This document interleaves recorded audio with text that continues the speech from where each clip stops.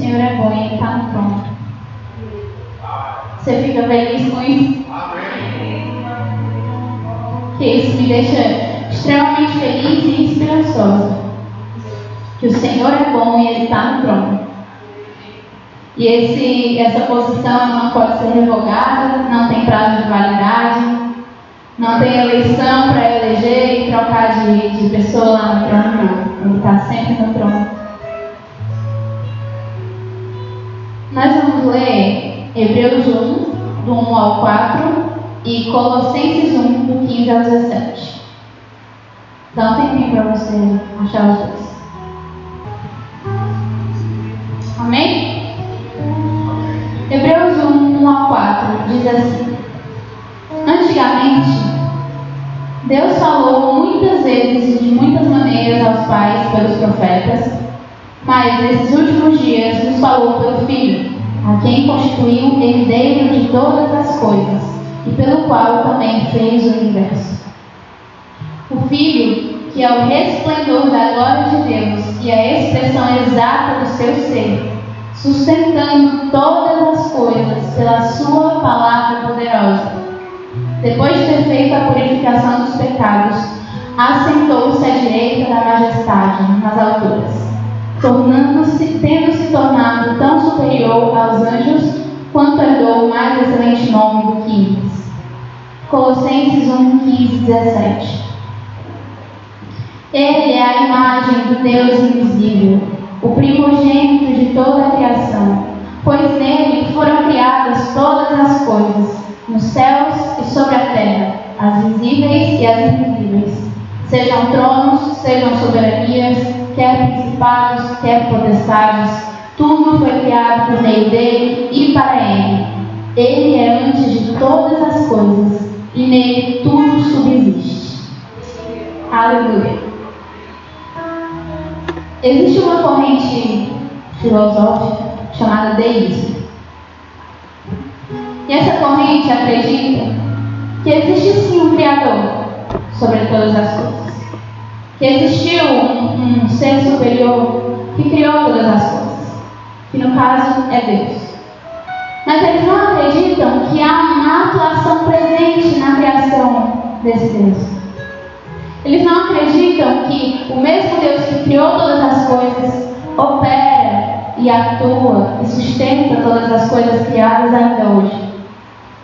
É como se eu pudesse resumir a visão que eles têm, como se Deus tivesse dado corda no relógio e tivesse deixado os ponteiros seguirem o seu curso natural. Houve sim um Criador, beleza, houve sim uma inteligência suprema. Mas as coisas hoje em dia, elas correm o seu curso natural. Não tem interferência divina nisso. É tudo aí obedecendo a lei da natureza, a lei da gravidade, todas essas coisas é que regem o que acontece hoje. Os deístas, eles não acreditam em um Deus providencialista. E essas passagens que a gente leu claramente refutam totalmente essa errada visão. Nesses textos, no versículo 3 do texto de Hebreus, fala que Cristo está sustentando todas as coisas pela palavra do seu poder, ou pela sua palavra poderosa. Por meio da sua palavra, tudo veio à existência. Por meio da sua palavra, tudo se mantém existindo e em ordem. Amém? Deus é o Criador e o mantenedor de todas as coisas que foram criadas. E aqui, esse sustentando está no particípio presente por um motivo. Indica uma ação contínua. Sempre que a gente vê um verbo nesse conjugado dessa forma, indica uma ação contínua. Deus não sustentou e largou, Deus está sustentando. Cristo hoje está sustentando a minha vida aqui, a sua vida aqui, a terra, os universos, as galáxias, os pardais. Deus está sustentando hoje, agora. E é uma ação contínua. E esse poder de Cristo, que é sustentador, ele também é controlador. Ele também é o que rege, é o que governa sobre todas essas coisas.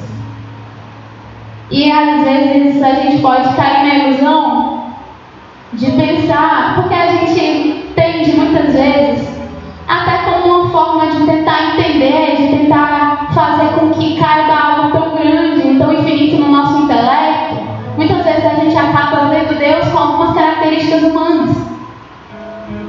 E às vezes a gente pensa que Cristo está sustentando todas essas coisas, essas milhares de coisas que foram criadas, como alguém que está com tudo assim no braço, sustentando e não deixando cair, meio que desajeitado ali. Opa, não posso largar assim não. E não. Deus não está segurando as coisas assim, como quem está desajeitado e para que tudo desmorone. Ele governa. Ele sustenta regendo. Ele sustenta pondo em ordem. Ele sustenta dando sentido e propósito às coisas criadas. Ele não está desajeitado, ele sempre esteve no trono com a sua mão estendida, sustentando todas as coisas. Todas as coisas. E o texto ele vai falar dessa posição de Cristo. Ele diz: onde é que ele está? Ele está assentado no trono, à destra da majestade nas alturas. É de lá que ele sustenta todas essas coisas.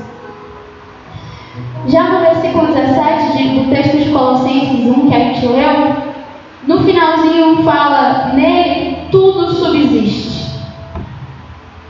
Esse subsiste é sunesteken no grego, e significa constituir, compõe.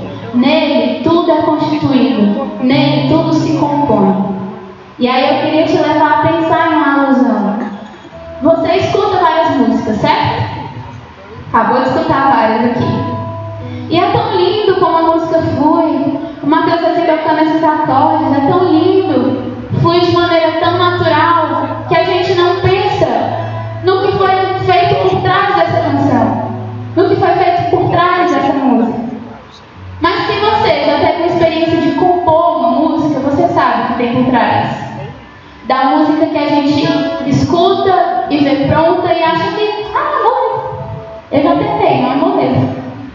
Não, porque esse não compor ainda. Não é moleza. Mas eu sei quais são os processos. Porque quem escuta já vê pronto, já vê tudo fluindo, tudo certinho, tudo afinado, tudo no ritmo. Mas quem faz tem que pensar na letra, tem que pensar na melodia, tem que pensar nos acordes, tem que pensar nos arranjos, tem que pensar nos riffs que vão introduzir, nos solos que vão ter no meio dessa música. Que sensações eu quero passar com as notas, porque as notas maiores são mais felizes e as notas menores são mais intimistas. O que eu quero fazer com essa canção? Para onde eu quero levar? E é mais ou menos, e essa parte a gente não vê, essa parte é bastidores. Essa parte a gente só vê pronto. E a mesma coisa acontece com a criação. A gente vê tudo pronto, vê todas as árvores nos seus lugares, vê os rios correndo para o mar, nesse constante movimento que ninguém faz, mas que ele faz ali sozinho e ninguém sabe como. Nossa, mas ele sempre corre para o mar, nossa, que beleza, né? Tudo beleza, tudo moleza, passinho. Os ciclos da vida, as estações do ano, a cadeia alimentar que mantém todo mundo alimentado, tudo isso flui. Não é maravilha? Mas quem criou todas essas coisas? Pensou em cada uma dessas coisas? Essas coisas não foram criadas pelo acaso. Elas foram criadas pela inteligência do Logos eterno, do Verbo, do Senhor. E Ele não apenas compôs essa canção, como Ele é o único maestro que pode reger a sua festa. Na beleza de um maestro segurando na ponta dos dedos uma varinha, Ele rege essa canção até hoje. Ele rege a criação até hoje. Ele rege a minha e a sua vida até hoje. Se a gente pensa assim, é de uma beleza infindável. E que canção maravilhosa, que perfeição. Quanta inteligência por trás. O Senhor é a causa primária. Beleza, existe a lei da gravidade? Existe. Existem as leis da natureza? Existem. Esses são os acordes. Esses são os arranjos. São as causas secundárias. Que é o que a gente vê, que é o que a gente entende. Mas nós, pelos olhos da fé, nós sabemos que há uma causa primária. Que há um Deus que criou todas essas coisas. E por meio dele, todas essas coisas mantêm o funcionamento da vida. mantém a vida, mantém tudo que existe. Amém? E Ele sempre vai reger a situação até que tudo volte para Ele. Como o texto diz, o herdeiro de todas as coisas. E como lá em Efésios 1, eu amo esse capítulo, Efésios 1, 9 e 10, eu queria que você abrisse, vai dizer isso também. Ele nos revelou o mistério da sua vontade, segundo o seu propósito, que Ele apresentou em Cristo, de fazer convergir nele, na dispensação da plenitude dos tempos, todas as coisas, tanto as do céu como as da terra. Assim como esse texto do Colossenses diz também, tudo foi criado por meio dele e para ele. Cristo é o alvo de toda a criação. É a causa primária, como eu falei, de toda a criação. É a origem. Cristo é o alfa, a origem de tudo, o primogênito da criação. Mas Cristo também é o ômega, aquele para quem tudo isso aponta, aquele que tudo isso converterá na plenitude dos tempos. Mas Ele não é só a origem e o fim da criação. Ele está no meio da criação, Ele está durante a história, Ele é o mantenedor do durante, do agora. Ele está aqui hoje, fazendo, operando, trabalhando, sustentando, como sempre. Deus não deu corda nas coisas e está sentado com as pernas para cima, só esperando o dia de voltar. Cristo está aqui agora, operando, trabalhando, ordenando, orquestrando, regendo essa canção que é a vida. Alguns cientistas, na verdade alguns não, né? Academia de cientistas, eles dizem que provavelmente a Terra existe há cerca de 4,6 bilhões de anos. Nós não sabemos se esse número é preciso ou não. É uma coisa que a ciência disse que se aproxima. Nós não sabemos porque nós não temos, infelizmente, não tem uma data em Gênesis 1. Olha só que coisa. Não tem um dia que a gente pode saber em que Deus criou tudo. Mas o fato é que esse número sendo preciso ou não, a gente sabe que a Terra passou por eras e eras e eras e eras até chegar em nós, até chegar aqui e agora. E nada. Olha, quando a gente pensa na infinitude de anos, na quantidade de anos e de eras que só a Terra tem, provavelmente, e a gente olha para o nosso tempo de vida aqui na Terra, meu Deus, é um grão de areia no meio da Sabiaguaba. É isso aqui. E você imagina um Deus que rege tudo desde antes da criação de todas as coisas. Agora você imagina se fosse você regendo. Quantas coisas não já aconteceram nessas eras e eras e eras e eras para que pudesse acontecer o que está acontecendo agora? Eu não daria conta nem do primeiro minuto regendo tudo isso. Mas Deus, sendo o que rege e governa todas essas coisas, sempre esteve no controle. Nada, nenhuma coisinha que aconteceu nessas milhares de eras e em todos esses anos, em todos os lugares, nada, nenhuma coisa, nenhuma decisão foi tomada fora da vontade de Deus, foi tomada fora da onisciência de Deus, ou foi tomada fora do poder de Deus. Nada. E isso é incrível. Nada. Tudo acontece e coopera para a vontade de Deus. Nada dentro desses possíveis milhões de anos, até a quantidade de fios de cabelo na sua cabeça, tanto as visíveis como as invisíveis, as grandes coisas e as minúsculas coisas estão sob o seu domínio. E dentro da palma das suas mãos, a Bíblia fala que Deus pega a água na palma das suas mãos e a terra é o estrado dos seus pés. Deus é grande. E tudo está à frente dos seus olhos. Ele a tudo contempla e a tudo governa. Amém? E se você ainda não está se sentindo minúsculo,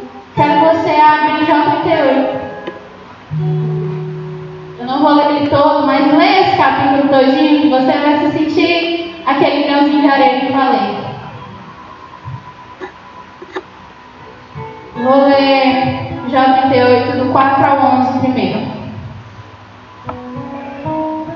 Aguenta aí essas perguntas. Onde você estava quando eu lancei os fundamentos da terra? Responda se você tem entendimento. Quem determinou as medidas da terra, se é que você o sabe? Ou quem estendeu sobre ela uma linha de medida? Sobre o que estão firmadas as suas bases, ou quem lhes assentou a pedra angular, quando as estrelas da alva juntas cantavam alegremente, e todos os filhos de Deus gritavam de alegria?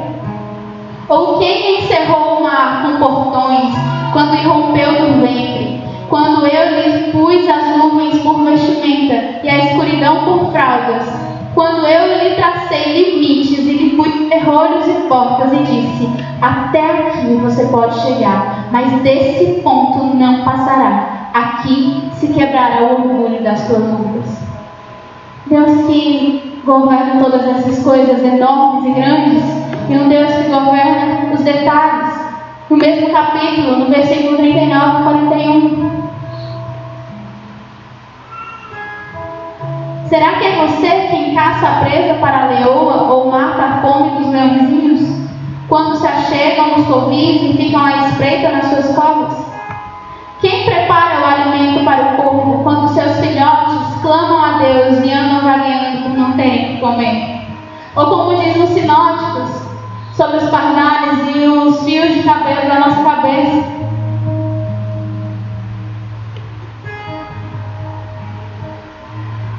Ele não apenas sustenta e mantém a ordem, mas Deus também governa sobre as nações. Basta a vontade do Senhor, basta um comando, ou menos que isso, basta um olhar, para que montes se derretam como cera, para que governos se dobrem, para que governantes se ajoelhem. Basta a vontade do Senhor, basta um olhar para que isso aconteça. Provérbios 21, Salomão vai dizer: como correntes de águas, assim é o coração do rei na mão do Senhor, ele o dirige para onde quiser. Salomão fala aqui de autoridades, e não só de autoridades que temem a Deus, que são tementes a Deus, como Salomão, Davi, mas Deus, governando sobre tudo, governa todo tipo de autoridade, governa sobre qualquer um, sejam tronos, soberanias ou qualquer autoridade. Ele governa sobre os que o temem e sobre os que não o temem. Ele governa, ele é o dono de tudo. E eu queria te levar a pensar mais nisso em Jeremias 27. Jeremias 27, do 5 ao 7. É uma prova de que Deus governa sobre todos mesmo. Esse é Deus falando. Eu fiz a terra, os seres humanos e os animais que estão sobre a face da terra, com o meu grande poder e com o meu braço estendido, e a dou a quem eu quiser. Agora eu entreguei todas essas terras nas mãos de Nabucodonosor, rei da Babilônia, meu servo. Até os animais selvagens eu entreguei a ele, para que os sirvam.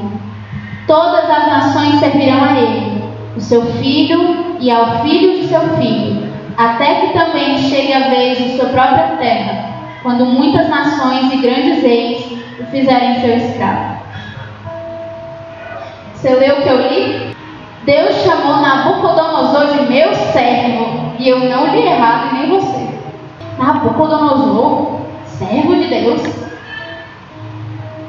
Aquele rei tirano, ímpio, pagão, idólatra, que botou Sadraque, Mesaque e Abednego na fornalha por não se dobrar a um Deus estranho. Esse cara é servo de Deus. Sim, esse cara é servo de Deus. Não no sentido de servo como nós estamos acostumados a ver hoje. O pastor é um servo de Deus, porque ele serve a Deus, ele teme a Deus, ele obedece, ele ama a Deus. E ele procura fazer todas as coisas que faz para o louvor da glória de Deus. Este é um servo de Deus. Nós somos servos de Deus. Amém? Mas Nabucodonosor era servo de Deus também, só que não nesse tipo de servo. Ele era um servo de Deus porque ele não tinha outra escolha. Não tinha para onde correr, irmão. Não tem até hoje. Todo mundo é servo de Deus. É servo da vontade de Deus. Porque no momento em que Deus quiser transformar Nabucodonosor num bicho e fazer ele reconhecer que existe um Deus, ele faz. E Nabucodonosor vai ter que fazer. Nabucodonosor vai ter que se dobrar sim. Todos são escravos da vontade de Deus. Se Deus quiser me dobrar, ele me dobra. E se Deus quiser dobrar alguém que não crê nele, ele dobra também. Assim como ele faz os montes se derreterem como cera. Qualquer trono, dobra o seu trono, dobra os seus joelhos diante do Rei da Glória. Porque o Senhor é dono de todas as coisas. Para nós que fomos alcançados pela sua graça e misericórdia, nós fazemos por amor e por obediência. Mas ninguém tem escolha não, se Deus quiser fazer alguma coisa, ninguém tem escolha. Vai fazer. Se Deus não quiser que algo aconteça, não vai acontecer e acabou. Pode alguém chorar e espernear, não vai. Deus é soberano sobre todas as coisas e sobre todos. Essa semana eu vi uma famosa querendo lacrar, falando que o Deus que ela acredita não está acima de todos, mas está entre nós, no meio de todos. Mentira, Deus está acima de todos. Ela quis lacrar. Ela devia ter lacrado a boca, porque falou besteira das grandes. Deus está acima de todos. E quem pensar que não, eu devolvo a pergunta que ele mesmo fez: onde é que você estava quando eu lancei os alicerces da terra? Quem era tu? Nem sonhava em existir quando eu fiz todas as coisas. Como é que eu não sou dono de todas as coisas? Tem um cara chamado Abraham Cooper, eu acho o sobrenome dele, eu não tenho certeza, que ele fala: não existe nenhum centímetro quadrado sequer de toda a existência em que Cristo, sendo soberano sobre tudo, não clame: é meu. Aleluia. É meu. Aleluia. Amém. É meu. Amém. Você se lembra também de Faraó? Achando que era ele que estava negando a saída do povo. Achando que era ele que estava no trono dizendo não. Se achando bambamã dizendo não. Era Deus que estava endurecendo o coração de Faraó, irmão. É Deus quem governa sobre os governantes. É Deus quem governa sobre o seu povo. E vai ser sempre assim, até que ele venha estabelecer plenamente o seu reino.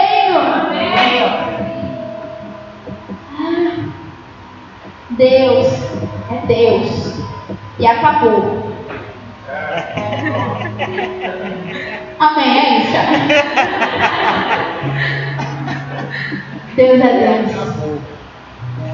E dito tudo isso, nós vemos aqui um Deus atuante na história. Tanto da criação no sentido de natureza e da vida, quanto da humanidade no sentido de sociedade, de vida comum e de povo. E tendo isso em mente, que nós acabamos de ler, de ouvir, e que nós acreditamos, amém? Nós não podemos andar com a esperança de um deísta. Com a esperança de quem acha que Deus não está fazendo nada e nem pode fazer nada. Com a esperança de quem acha que Deus não... eu mesmo que tenho que conseguir aqui pela força do meu braço. Porque Deus não vai se envolver nisso não, Deus não vai mexer com isso não. A gente não acredita, e a Bíblia não já refutou que essa ideia do deísmo é totalmente errada? Que ele está envolvido na sua criação? Que ele está operando e atuando na sua criação? Que ele continua vivo e operante ainda hoje?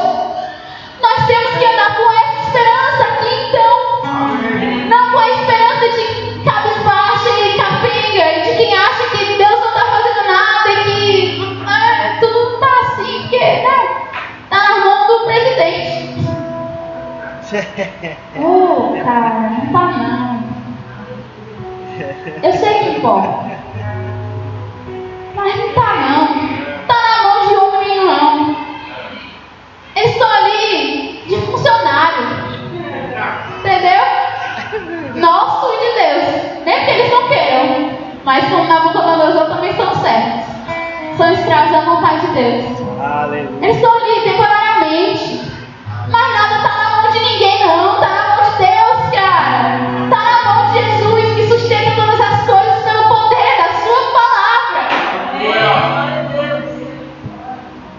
Essa convicção que nós precisamos ter, e essa convicção, essa crença, precisa estar refletida na esperança que nós temos. Nós somos o povo da esperança. Aleluia. Nós somos o povo que conhece que é verdadeira esperança.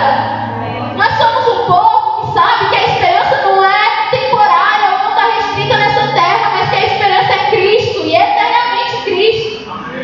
A gente é que precisa estar sorrindo, andando com a cabeça erguida, sabendo que agindo Deus quem impedirá. Essa esperança, meu irmão, que tem que nascer no meu coração e no seu. De saber que venham reinos e passem reinos, o Rei da Glória continua no trono. Nós não podemos perder a perspectiva da atuação de Deus no presente. A gente lê a Bíblia e vê os grandes feitos do Senhor. E talvez inconscientemente achamos que isso ficou no passado. E aí vamos para Apocalipse e veremos o que vai acontecer, lemos o que vai acontecer e a nossa esperança fica só no futuro. Mas nem só no passado e nem só uma esperança escatológica, uma esperança hoje. Existe uma esperança hoje. Existe uma esperança agora. Existe uma esperança aqui. Porque existe um Deus hoje, agora e aqui. Enquanto Deus é o dono da história, e spoilers, viu? Sempre será, a esperança vai reinar no nosso coração, no coração do povo de Deus. E precisa ser assim. A esperança escatológica é o ápice da vida do cristão. Saber que tudo será plenamente satisfeito, plenamente resolvido e acabou e pronto, agora vamos viver na eternidade sem dor, sem choro, sem lágrimas, glória a Deus, venha logo, Paraná. Mas existe essa esperança agora. Porque sendo para disciplina ou para misericórdia, Deus está cumprindo a sua vontade. Amém. Seja Ele querendo disciplinar um povo, ou seja Ele querendo ter misericórdia de um povo, tudo o que acontece, o que está acontecendo e o que irá acontecer, coopera para que se cumpra a vontade de Deus. Amém. E a vontade de Deus é boa, perfeita. Então, sendo para disciplina ou misericórdia, sabemos que o fim é bom. Que a vontade é boa, vem de um Deus bom. Então, a nossa esperança tem que acompanhar essa verdade. Amém? Que as eleições vão passar. Graças a Deus, não falo mais dessa briga. Você entra nas redes sociais, você fica saindo. Terrível. E isso é o que vê nas redes sociais. E famílias que estão se degladiando, matando uns aos outros. Gente, pelo amor de Deus. Por tão pouco. Por um ser humano. Mó paia. Falha. E que muitas vezes, na maioria das vezes, está ali pelo seu benefício próprio, pelos seus interesses pessoais, pelo poder, pelo dinheiro. Ô, gente. Perder tempo com isso não. Você votou? Você fez sua parte? Amém. Pronto.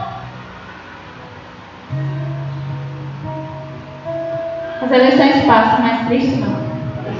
A sua palavra não. E a igreja também não. Como o pastor orou. Perseguição nunca parou a igreja. É isso. Pelo contrário, muitas vezes fez foi fomentar mais a igreja. É isso. Se vier perseguição, estejamos prontos, Senhor. Porque olha, sinceramente, começando por mim, não estou apontando o dedo aqui sem falar de mim não, começando por mim. Às vezes a gente está precisando de uma prensa mesmo, né? Vai ver, a igreja brasileira estava good vibe demais, né? Vai ver uma perseguição. Não seria tão ruim assim. Porque Porque a perseguição não é para a morte da igreja, não. É. A perseguição é para a vida. É para a morte do nosso eu. E é isso que a gente precisa. Morrer. Tadã. Que Deus conduza esse tempo da maneira que Ele achar que deve conduzir. Porque seus propósitos eternos não mudam. Tudo que acontece serve para que se cumpra. Tem gente que está morta de apreensivo com a apuração dos votos. Mas deixa eu te falar, Deus não. Deus não está apreensivo. Ai meu Deus, vai ganhar. Sempre que eu falo como se Deus estivesse falando, eu falo, ai meu Deus, droga. Nossa, quem será que vai ganhar? Meu Deus, quem será que vai ganhar? Ai, meu Deus, se for fulano, agora eu não vou poder mais governar a terra. Tomara que seja assim grande. Oh, Deus sabe que Ele está no trono para sempre e que tudo é dele. Deus sabe que assim seja, porque Ele vai continuar governando. Porque aqui a gente vive uma democracia, mas o governo de Deus é monarquia. Ele é rei. Ele não precisa de voto de Senado e de Câmara para aprovar um projeto que Ele queira fazer, não. Ele chega e faz. E não tem um ser humano que possa pegar a mão do Senhor e recuar quando Ele diz. Não tem voto contrário. É a monarquia.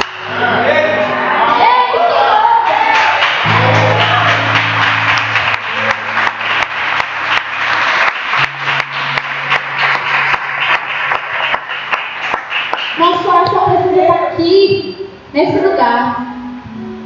lugar. Porque, infelizmente, como o pastor orou, muitos acreditaram, muitos de dentro da igreja acreditaram que algum homem poderia salvar essa nação.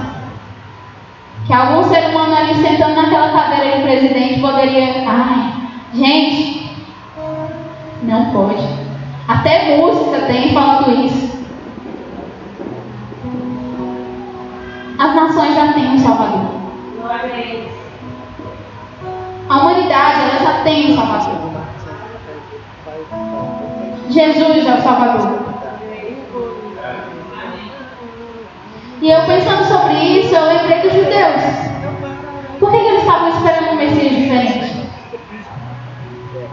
Um Messias político, talvez militar, poderoso. Porque eles estavam sofrendo na mão de Roma. Eles estavam sofrendo, estavam sendo explorados ali, todo mundo revoltado com a quantidade de impostos que tinha que pagar. Eles estavam querendo a resolução dos problemas sociais e políticos ali. Eles falaram, não, quando o Messias vier, Ele vai resolver isso.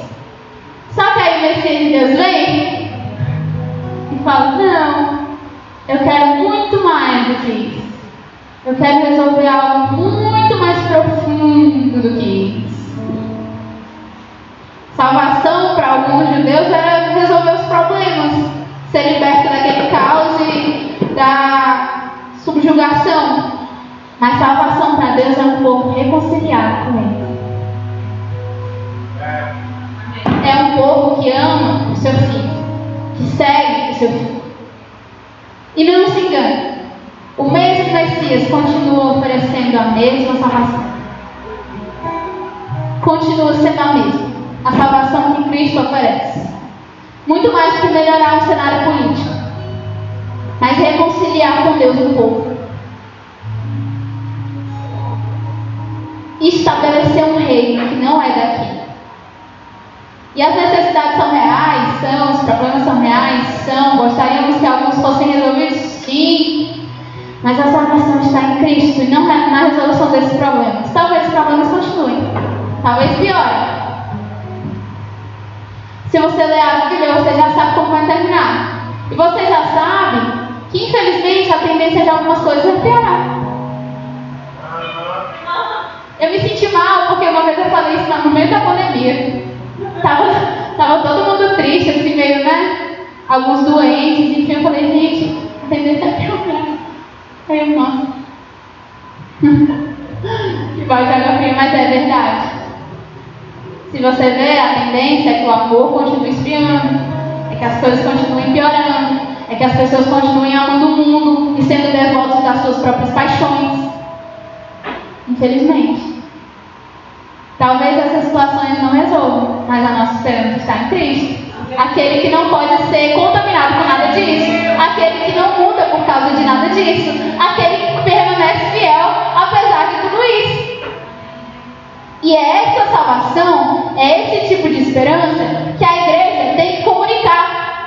Não é virar um palanque. É comunicar as verdades do reino de Deus, é comunicar as verdades do Evangelho. Mas também, se Deus quiser resolver, qualquer situação que Ele quiser resolver, Ele pode resolver.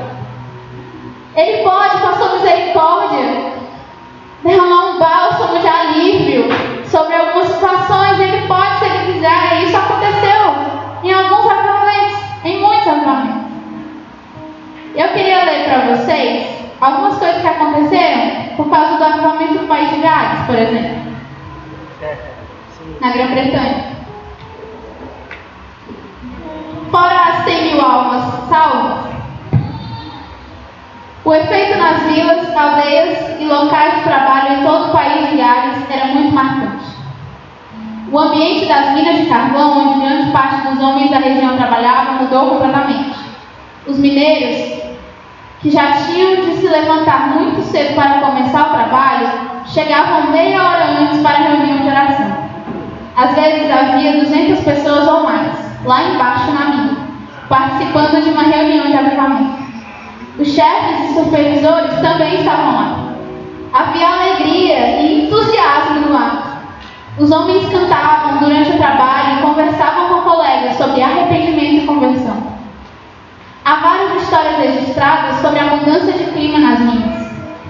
Um empregado estava com medo de perder o emprego porque sua tarefa era cuidar dos cavalos.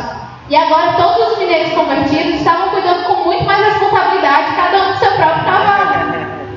Mas isso não era o pior, entre aspas. Os cavalos também estranharam a mudança. Acostumados a serem tratados com aspereza, palavrões e agressões, de repente ninguém mais gritava ou dava chicotadas. Os homens haviam sido avançados pela operação do Espírito. E os cavalos não lhe obedeciam mais, porque eles não estavam acostumados a serem tratados como mansidão. O grande vício do povo na época era a bebida alcoólica. Os bares foram esvaziados. Muitos faliram e foram obrigados a fechar as portas. Com a queda na bebida, houve queda marcante nos índices de criminalidade. A vida nas famílias foi transformada porque os homens ficavam em casa e davam mais atenção à esposa e filhos. No avivamento de Gales, pelo que sabemos, não houve curas ou milagres. Não aconteceu nenhuma transformação de água em vinho, mas houve uma outra transformação mais sutil, porém tremendamente sobrenatural. A transformação de cerveja em roupas e alimentos para as famílias carentes, que antes passavam necessidades por causa do vício na bebida. Um médico foi entrevistado por um jornalista durante o avivamento. O que o senhor está achando do avivamento? Estou achando maravilhoso, respondeu o médico. As pessoas estão acertando todas as dívidas antigas. Contas que eu achei que nunca mais receberia estão sendo pagas. Um batismo de honestidade, um batismo de perdão, um batismo de reconciliação. Nos tribunais de justiça, às vezes não havia casos para serem julgados. A polícia ficava ociosa e, em um lugar, passou a formar quartetos para cantar nas igrejas para ocupar o tempo. Essa aqui é uma sociedade transformada pelo poder de Cristo. Amém. Que transforma o homem de dentro para fora, e esses homens transformados refletem o caráter de Cristo com a sociedade. Essa é a chave. Amém. E se nós queremos ver isso acontecer, nós teremos que ser esses que serão transformados para transformar. Qualquer situação, o papel da igreja é o mesmo. Continuar buscando a Deus e buscar cada vez mais. E guardando a esperança. E eu não sei se Deus quer manifestar novamente. Não sei, quem sabe, Ele. Mas o que eu sei é que eu não posso andar como quem não acredita que isso possa acontecer. Ah, não acredito que Deus pode fazer. Eu preciso acreditar, eu preciso andar como quem acredita em que se Deus quiser derramar um avivamento e começar hoje em nós, Ele vai fazer.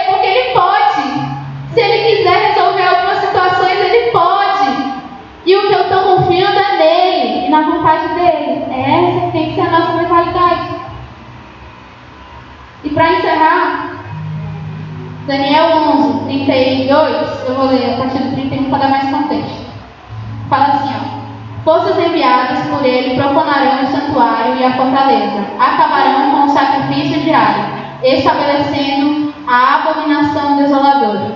Com lisonjas perverterá aqueles que violaram a aliança, mas o povo que conhece o seu Deus se tornará forte e ativo. Esse tem que ser o cenário do povo de Deus. Um povo que conhece o seu Deus e, portanto, se torna forte e ativo, embora esteja rodeado de caos. Uma igreja que é resposta para as próprias orações. Prático. Quantos aqui são contra o aborto?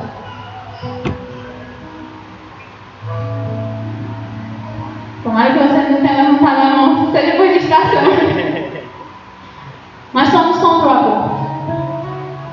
Mas quantas famílias cristãs estão ou estão dispostas a entrarem na fila de adoção?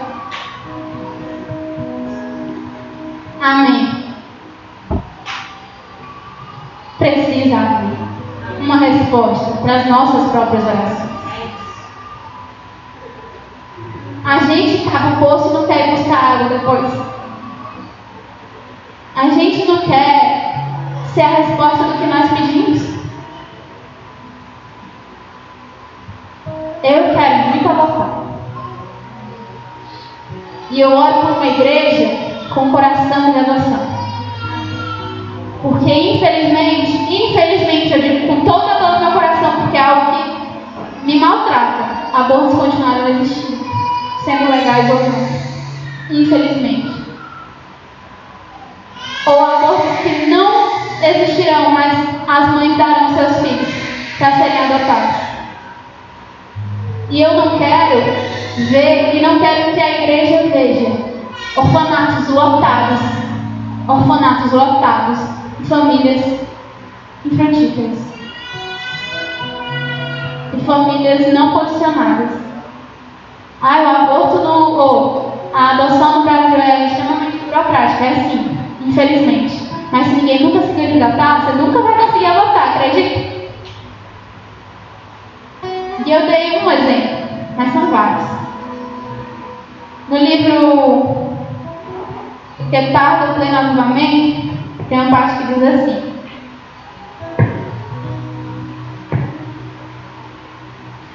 irmãos pregadores, nós apreciamos imensamente os grandes santos de Deus do passado. Os nossos missionários, mártires, reformadores, como Lutero, John Bunyan, John Wesley, etc. Nós escrevemos as biografias deles, reverenciamos seus feitos, compomos-lhes elogios e erguemos-lhes memoriais. Fazemos qualquer coisa, menos imitá-los. Apreciamos o sangue que eles derramaram, mas não deixamos que se derrame nenhuma gota do nosso. Eu não sei o que você ouviu sobre avivamento, mas avivamento é isso aqui. Começa num povo clamando por perdão e querendo mais de Deus e sendo resposta para aquilo que Deus envia. Avivamento não é... Eu acho que vocês devem ter visto, né? Aquele post da Tamires. Avivamento não é os conglomerados de conferências que a gente vê por aí. Avivamento, ele não é só arrepios que se geram na hora e depois tchau. Nós lemos aqui quais foram os efeitos de um avivamento em uma sociedade inteira.